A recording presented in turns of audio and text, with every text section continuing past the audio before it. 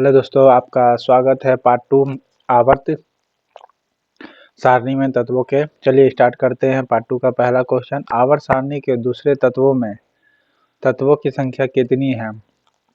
8 है। फिर से सुनिएगा, दूसरे आवर्त में यानी इस प्रकार सोया हुआ अवस्था वाला का पूछ रहा है कितने एलिमेंट है? टोटल 8 है, खाड़ा वाला में नहीं।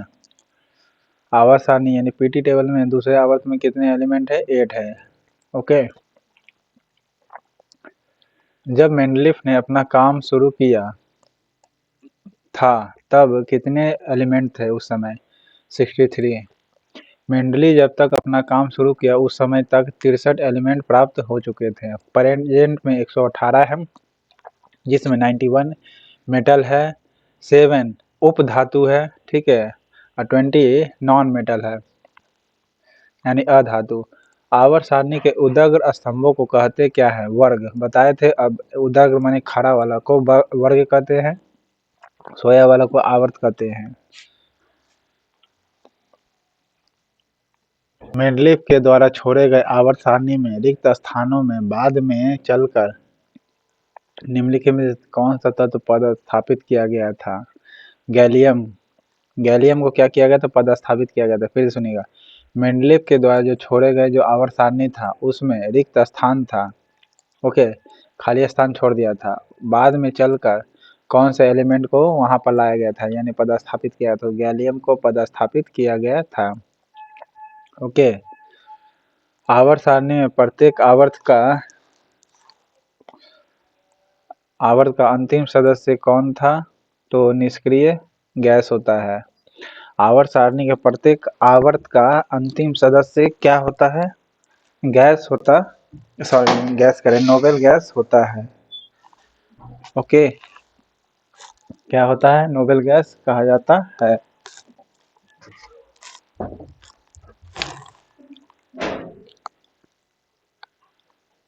आवर्त सारणी के वर्ग 17 के तत्व कहलाते क्या है?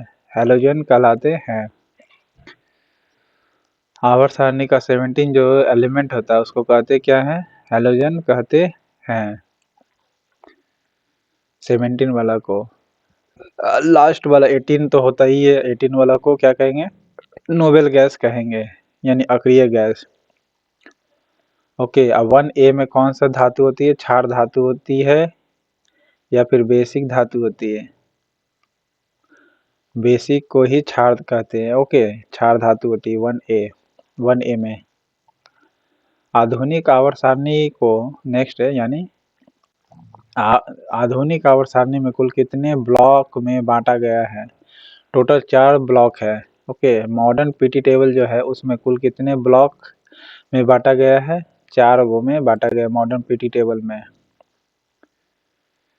नेक्स्ट है, आवर्त सारणी यानी पीटी टेबल में कुल ट्रांजिशनल एलिमेंट की संख्या कितनी है? 40 है। ठीक है, ट्रांजिशनल यानी संक्रमण तत्वों की संख्या कितनी है? 40 है। ट्रांजिशनल ग्रुप कहा जाता है या ट्रांजिशनल एलिमेंट कहते हैं। तो पीटी टेबल में कुल कितने ट्रांजिशनल एलिमेंट है? 14 है, सॉरी 40 होती है। ठीक है, पीटी टेबल में कितने ट्रांजिशनल एलिमेंट है? 40 है। न्यूलैंड के अष्टक सिद्धांत के अनुसार प्राकृतिक रूप में कितने तत्व मौजूद है? न्यूलैंड के अष्टक नियम के अनुसार 56। याद रखिएगा। फिर से सुनिएगा, अभी प्रेजेंट में नेचुरल एलिमेंट जो प्राप्त हुई थी 94 है अभी प्रेजेंट में। देखिए, न्यूलैंड ने जब अपना अष्टक सिद्धांत दिया था उस समय तक कितने प्राकृतिक तत्व प्राप्त हो चुके थे? तो 56 ही था। ओके, कितने थे? 56। न्यूलैंड ने जब अपना प्राकृतिक भले कॉन्सेप्ट अपना अष्टक सिद्धांत दिया उस समय तक 56 ही ऐसे थे जो प्राकृतिक तत्व थे। ओके।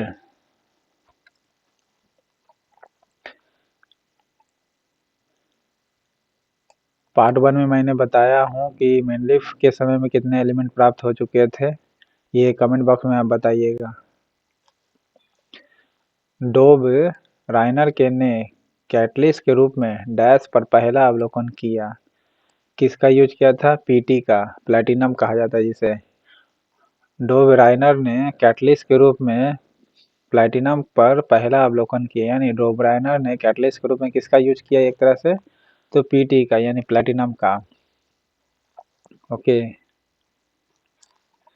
आवर्त सारणी में कितने आवर्त यानी 36 पंक्तियां हैं सोया हुआ अवस्था में? टोटल 7 है बताए थे, ऐसे टोटल 7 को गिन लीजिएगा मॉडर्न पीटी टेबल में। किसने तत्वों के वर्गीकरण के लिए 3 तत्वों वाले कुछ समूह को चुना? उन समूहों को त्रिक कहा जाता है। डू ब्राइनर ने कहा था, बताए थे, सबसे पहले इसी ने वर्गीकरण किया था तत्वों के, और 3-3 तत्व वाले कुछ समूह को चुना था। कितने? 3-3 तत्वों वाले कुछ समूह को चुना था। ओके, तो किसने चुना था? डू ब्राइनर ने।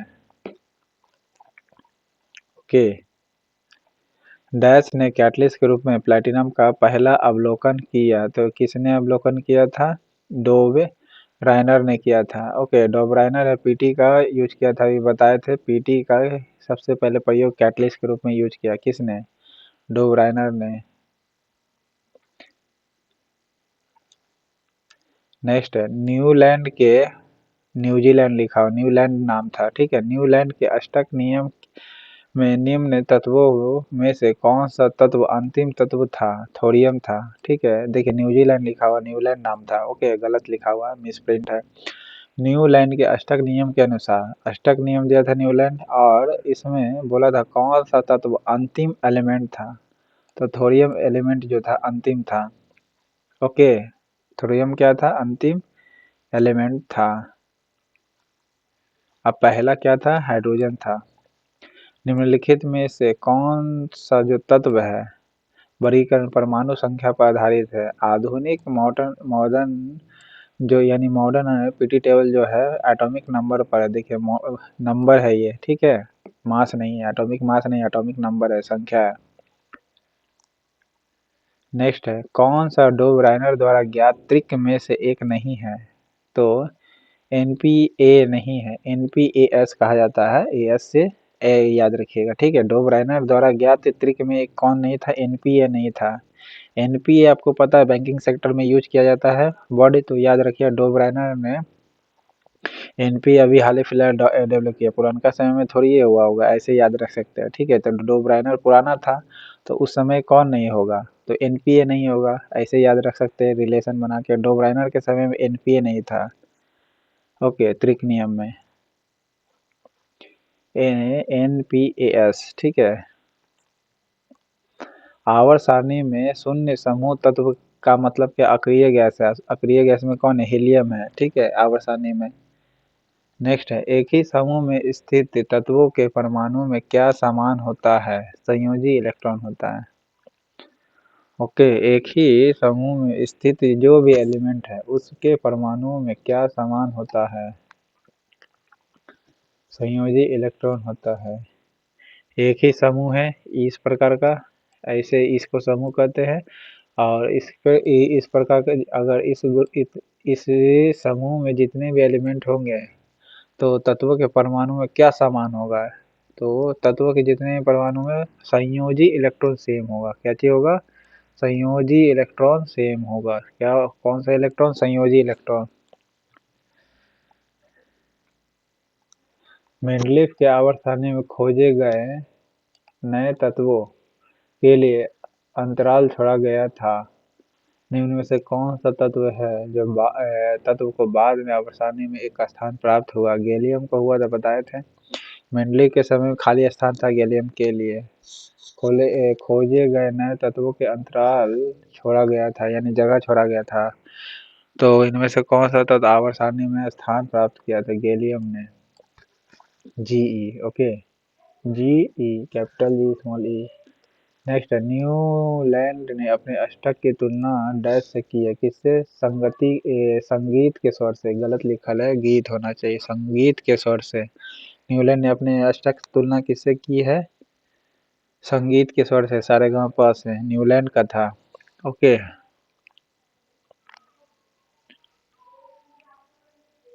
अष्टक सारेगामापा भी 8 गो होता है, और न्यूलैंड का भी अष्टक सिद्धांत था। डो ब्राइनर के त्रिक के अनुसार तीनों तत्वों को उनके परमाणु द्रव्यमान यानी मास के आरोही क्रम में, ओके, आरोही क्रम में, बढ़ते क्रम में रखने पर बीच वाले तत्व का द्रव्यमान अन्य दो तत्वों के द्रव्यमान का लगभग कितना होता है, औसत होता है, एवरेज। ओके, यानी बीच वाला का मास जो होगा दोनों के तुलना में एवरेज होगा। फिर से सुनिएगा, डो ब्राइनर के ट्रिक के अनुसार जो तीनों तत्व थे उस तीनों के परमाणु जो मास होंगे, मास के आरोही क्रम में रखने पर, आरोही क्रम में रखा था निश्चित है, तब तत्व रखने पर बीच वाले तत्व का मास जो होगा अन्य दो परमाणुओं के द्रव्यमान का लगभग कितना होगा, औसत होगा। दो परमाणुओं के द्रव्यमान का लगभग कितना होगा, दो परमाणुओं के द्रव्यमान का लगभग औसत होगा। नेक्स्ट है, किस वर्ग के तत्व का हैलोजन कहा गया है। 7A को हैलोजन तत्व कहा गया। 7A वाला क्या है, हैलोजन है। ओके, और 1A वाला क्या है, क्षार धातु है। क्षार भी है और धातु भी है, धातु ऐसे भी क्षार ही होती है। ओके, और 7A वाला क्या है, हैलोजन ग्रुप है। 8A वाला क्या होगा आपका, आप बताइएगा। न्यूलैंड द्वारा दिए गए तत्वों के वर्गीकरण में कुल कितने तत्व विद्वान थे, 56। न्यूलैंड ने जब दिया था उस समय तत्वों के वर्गीकरण में कुल कितने तत्व विद्वान थे, तो 56 एलिमेंट पता था, और 63 ये क्या नाम, मेंडलीफ के समय में पता था। ओके,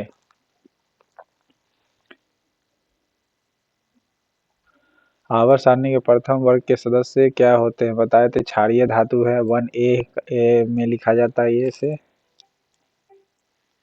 ओके, नेक्स्ट, सामान्यतः समूह में ऊपर से नीचे जाने पर परमाणु आकार क्या होता है, बढ़ता है, यानी एटॉमिक नंबर बढ़ता है। एटॉमिक नंबर बढ़ेगा, ऊपर से नीचे जाएंगे, तो इस प्रकार आप देख सकते हैं।